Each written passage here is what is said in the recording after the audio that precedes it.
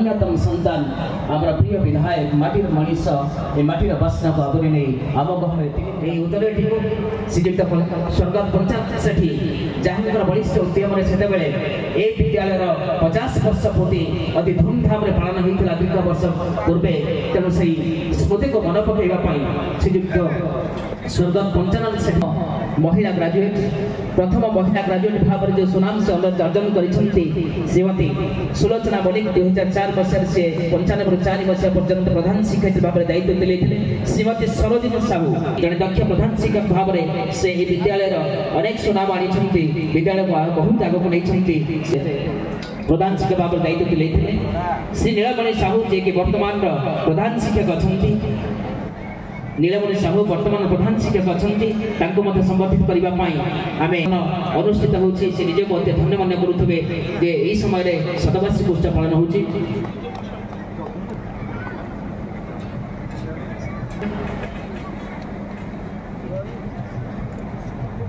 एवं पूर्वतन सहकारी शिक्षक भाव में 5टा समय आसी बसी 5टा समय आसी बसी कार्यक्रम आम पालन कर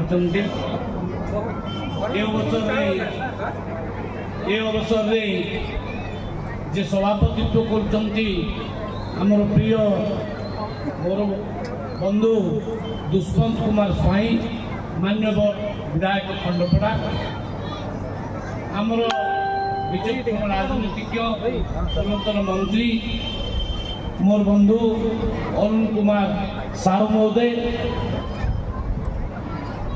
बड़म्बार मान्यवर विधायक विजय कुमार दलबेहरा महोदय उपाध्यक्ष बापुल ब्लॉक सरपंच करबर ग्राम पंचायत नीलमणि साहू प्रधान शिक्षक समिति सभ्य करबर एवं अन्यान्य अतिथिवृंद सामने बसी माँ माने भौणी माने बुद्धिजीवी माने एवं 100 वर्ष भितरे जो माने यही विद्यालय पाठ पढ़ी जाइछन्ति समस्त बुद्धिजीवी समस्त ज्ञानी समस्त को मु प्रथमे प्रणाम कर 25 वर्ष सब अतिक्रांत करिसन्ति ओडिशार बहु स्कूल कॉलेज यूनिवर्सिटी के जीवार सौभाग्य मते मिली एवं विशेषकर मैं आपण मानू कही रखे आजिका दिन में गोटे अनुष्ठान जयंती पालन करिबारे आमे माने समर्थ होनु मु यही 3 मास भितर बालेश्वर 3टा high school golden jubilee platinum jubilee attend करिछि जदि ओडिशा रे कोठी बेसी शिक्षा प्रति एवं ए अनुष्ठान प्रति ध्यान दिया जाउछि एवं पुरातन छात्र छात्री बा सही अंचल लोक माने संश्लिष्ट होउछन्ति बालेश्वर जिला कहले अत्युक्ति हब नाही अन्यान्य अंचल रे काहे कि हेई पारुनी ताहा मो पि गोटे विचार्यर विषय म तो स्टडी करे दुष्मंत भाई उद्यमी व्यक्ति तांकर उद्यम भल मो मना करूनी जे सी उद्यम करूना किंतु मो जीवन काल भितर मु शह शह अनुष्ठान फंक्शन तैयारी करछि ड्राई डिस्ट्रिक्ट कहले आमर ना माटी तले खणी अच्छी ना खनिज संपद अच्छी एबे टिके रेल लाइन आसीची हुए तो जमी जदि मिल शिल्प हो पारे बिना रेल लाइन शिल्प कहीं आसबेनी एबे सामान्य हबार संभावना देखा दउची एवं महानदी रे पानी अच्छी किंतु छत्तीसगढ़ बंध बांधी देछि एवं एठी हमर किछि रिसोर्सेस नहीं गोटे ड्राई डिस्ट्रिक्ट काम करी ताकू रूपांतरित करिबा केवल दृढ़ इच्छा शक्ति और मनोवृत्ति थिले हबो एठी सरकार थिला 8000 हाई स्कूल को 5टी हाई स्कूल रूपांतरित करने को चेष्टा करा जायथिला एवं मो स्कूल बोली गोटे योजना आरंभ करा जायथिला मो स्कूल को वर्तमान एमाने योजना को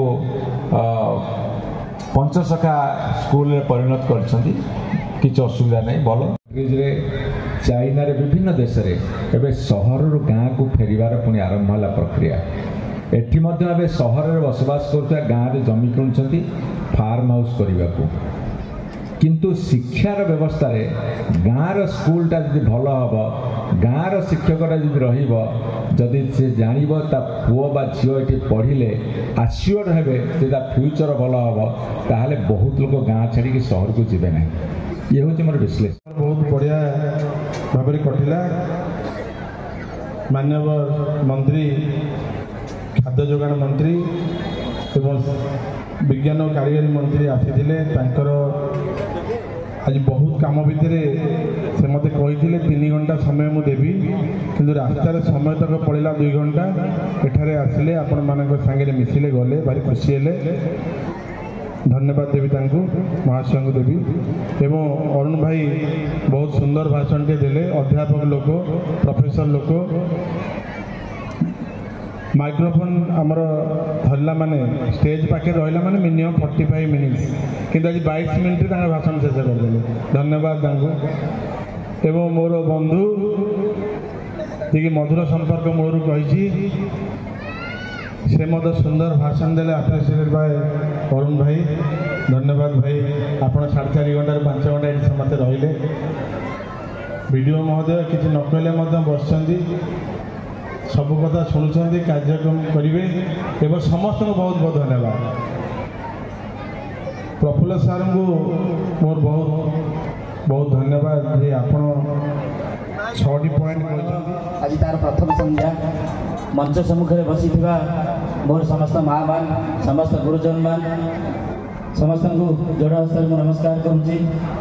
ମଞ୍ଚରେ ମଞ୍ଚ ମଣ୍ଡନ କରିଛନ୍ତି ଆଜିର ମୁଖ୍ୟ ବକ୍ତା, ମୋର ପ୍ରେରଣା, ମୋର ଆଦର୍ଶ, ନୟାଗଡ଼ର ପୂର୍ବତନ ମନ୍ତ୍ରୀ ବିଧାୟକ ଡକ୍ଟର ଅରୁଣ କୁମାର ସାହୁ ମହୋଦୟ, ଆଜିର ସଭାପତି, ଯୁବ ବିଧାୟକ, ଆମ ସମସ୍ତଙ୍କର ପ୍ରିୟ କନ୍ଧପଡ଼ାର ବିଧାୟକ ଶ୍ରୀଯୁକ୍ତ ଦୁଷ୍ମନ୍ତ କୁମାର ସ୍ୱାଇଁ ମହୋଦୟ ଓ ମଞ୍ଚରେ ଉପସ୍ଥିତ ଅଛନ୍ତି ବଡ଼ମ୍ବାର ବିଧାୟକ ମହୋଦୟ ଏବଂ ଧର୍ମେନ୍ଦ୍ର। ନମସ୍କାର।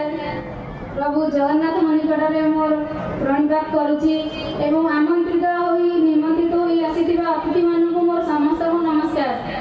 ଆଜି ମୋତେ ଏତେ ଗର୍ବ ଲାଗୁଛି, ଯାହା ହଉ ମୋ ମାଟିରେ ଆଜି ଫଙ୍କସନ୍ ହେଉଛି ଏବଂ ମୁଁ ବହୁତ ଖୁସିରେ ଏତେ ସାରା ଲୋକ ଆସି ଆଜି ଆମର ଏଠି ଉପସ୍ଥିତ ଅଛନ୍ତି।